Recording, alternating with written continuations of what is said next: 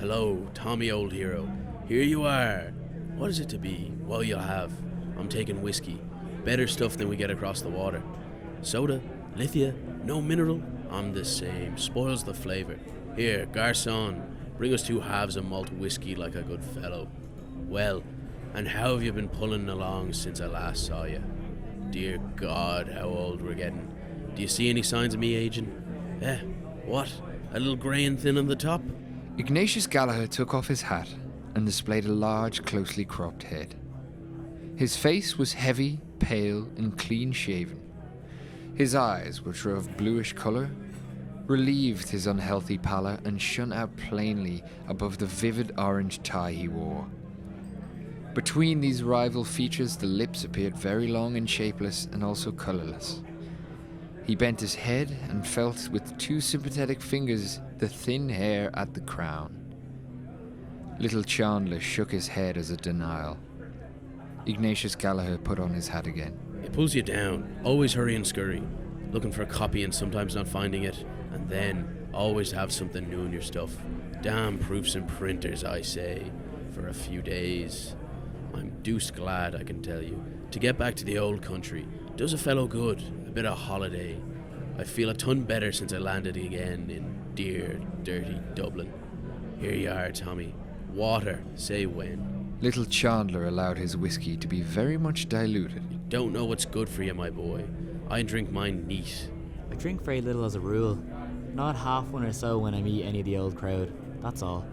Ah, well. Here's to us, and to old times and old acquaintance.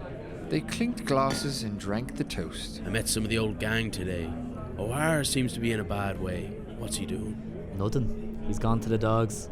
But Hogan has a good sit, hasn't he? Yes, B's in the land commission. I met him one night in London, and he seemed to be very flush. Poor O'Hara. Booze, I suppose. Other things too. Ignatius Gallagher laughed. Tommy, I see you haven't changed an atom. You're the very same serious person that used to lecture me on Sunday mornings when I had a sore head and a fur on my tongue. You'd want to knock around for a bit in the world. Have you never been anywhere for a trip? I've been to the Isle of Man. Ignatius Gallagher laughed. The Isle of Man? Go to London or Paris. Paris for choice. That would do you good. Have you seen Paris? I should think I have. I've knocked around there a little. And is it really so beautiful as they say? Beautiful? It's not so beautiful, you know. Of course, it is beautiful, but it's the life of Paris. That's the thing. There's no city like Paris for gaiety, movement, excitement. Little Chandler finished his whiskey and, after some trouble, succeeded in catching the barman's eye. He ordered the same again. I've been to the Moulin Rouge, and I've been to all the bohemian cafes. Hot stuff. Not for a pious chap like you, Tommy. Little Chandler said nothing until the barman returned with 2 glasses. Then he touched his friend's glass lightly and reciprocated the former toast. He was beginning to feel somewhat disillusioned. Gallagher's accent and way of expressing himself did not please him. There was something vulgar in his friend which he had not observed before. But perhaps it was only the result of living in London and the bustle and competition of the press.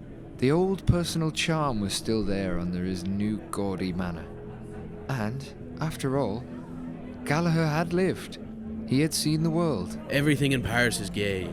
They believe in enjoying life. And don't you think they're right? If you want to enjoy yourself properly, you must go to Paris.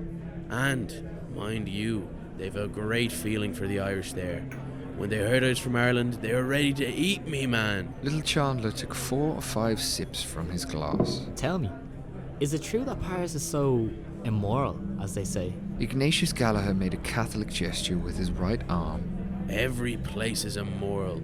Of course, you do find spicy bits in Paris. Go to one of the students' balls, for instance.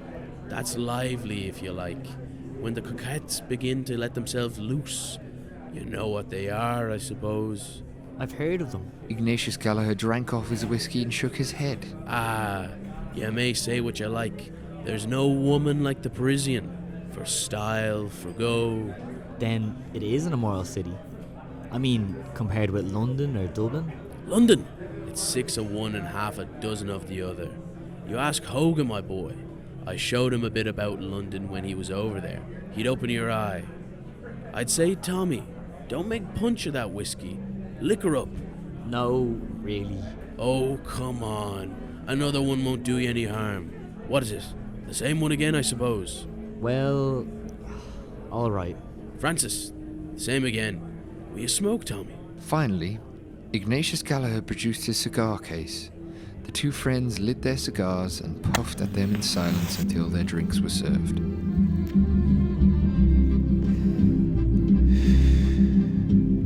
You talk like Marlena Dietrich, and you dance like ZZ